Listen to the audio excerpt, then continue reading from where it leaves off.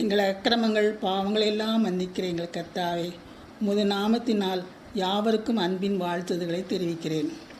இன்று ஆகஸ்ட் மாதம் 8ஆம் தேதி நாம் சிந்திக்கும் ஜீவ வசனம் 38ஆம் சங்கீதம் 18ஆம் வசனம். 38:18. என் அக்கிரமத்தை நான் அறிக்கையிட்டு என் பாவத்து நிமித்தம் விசாரப்படுகிறேன். பாவத்திற்காக வருந்தி சகாயம் பெறுவதற்காக செய்யப்பட்ட ஜெபமாக இந்த சங்கீதம் அமைகிறது. பாவத்தின் சம்பளம் மரணம். பாவம் செய்ததற்கு நாம் உணர்ந்து கர்த்தரிடம் மன்னிப்பு கேட்டு ஜெபிக்கும் பொழுது கர்த்தர் மன்னிப்பார்.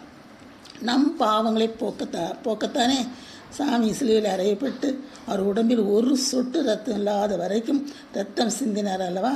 நம் பாவங்களுக்காக அவர் மரித்தார். ஆகவே நம் பாவங்களை செய்த பின் மனஸ்தாபப்பட்டு அவரிடம் மன்னிப்பு கேட்டால் நிச்சயமாக மன்னிப்பார். அந்த நேரங்களில் அவரை தேடாமல் வேறு வழிகளில் நடந்தால் சிறு சிறு சிக்ஷைகள் மூலம் நம்மை உணர்த்துவார். சிக்ஷையினால் நாம் மனம் திருந்துவோம். ஜெபிக்க தூண்டுகிறது. பாவத்தின் மதிக்கேட்டை உணர செய்கிறது. பாவத்தின் நிமித்தம் வருந்த செய்கிறது.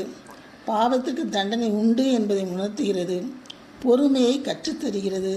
நம்பிக்கையை உருவாக்குகிறது. தேவன் மீது சார்ந்து கொள்ள தூண்டுகிறது. நன்மையை பின்பற்ற தூண்டுகிறது. ஆகவே நாம் என்ன செய்ய வேண்டும் என்றால், அந்த சிக்ஷை வரும் முன்னே நாம் மனம் வருந்தி நம்முடைய அக்கிரமங்களை அறிக்கையிட வேண்டும். பாவத்தை அறிக்கையிட்டு அவைகளை விட்டுவிட வேண்டும். நாம் செய்த பாவங்களுக்காக வருத்தப்பட வேண்டும். நாம் செய்த பாவத்தை நாம் நினைக்கும் பொழுது நமக்கே வெட்கம் கொடுக்கும். தாவீது தான் அக்கிரமம் செய்து அநேக இடங்களில் அங்கலாய்த்ததை நாம் அவருடைய சங்கீதங்களில் எல்லா சங்கீதங்களிலும் நாம் காணலாம். கர்த்தாவே, என் அக்கிரமம் பெரிது, உடைய நாமத்து நிமித்தம் அது மன்னித்தரலும்.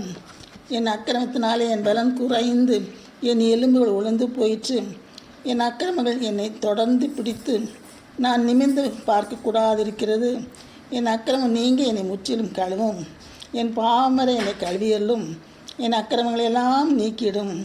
எங்கள் அக்கிரமங்களை முன்பாகவும் எங்கள் பாவங்களை முகத்தில் வெளிச்சத்திலும் நிறுத்தியிருக்கல்லவா? இப்படியாக இவர்கள் எல்லாவற்றிலும் தாவீது என்ன சொல்கிறார்? நான் மிகவும் விசாரப்படுகிறதாக கூறுகிறார். தாம் மிகவும் விசாரப்படுகிறதாக கூறுகிறார். வருத்தப்படுவதாக கூறுகிறார். இப்படியாக அவர் என்ன செய்கிறார்? இந்த பாவத்தை குறித்தும் அக்கிரமத்தை குறித்தும் அங்கலாய்த்து அவருடைய சங்கீதங்களிலேயே எழுதியிருக்கிறார். ஆகவே நாமும் நம்முடைய அக்கிரமங்கள் பாவங்களை அறிக்கை செய்து விட்டு அவர்கிட்ட நம்ம என்ன செய்யணும்? மன்னிப்பு கேட்கணும். அப்போ நிச்சயமாக மன்னித்து நாம் பரலோகத்தில் சேருவதற்கு ஒரு சிலாக்கியத்தை பெறுவோம். ஜெபம். எவனுடைய பாவம் மூடப்பட்டதோ, எவனுடைய அக்கிரமத்தை கர்த்தர் எண்ணாதிருக்கிறாரோ அவன் பாக்கியவான் என்று கூறுதலுக்கு ஏற்ப நாங்கள் பாக்கியவான்களாக இருக்க எங்களுக்கு கிருபை செய்யும் சுவாமி. எங்கள் பாவங்கள் அக்கிரமங்கள் நாங்கள் உம்மிடத்தில் அறிக்கையிடுகிறோம் சுவாமி. அவைகளை மன்னித்து உம்முடைய பரலோகத்தில் எங்களை சேர்த்தலும் சுவாமி.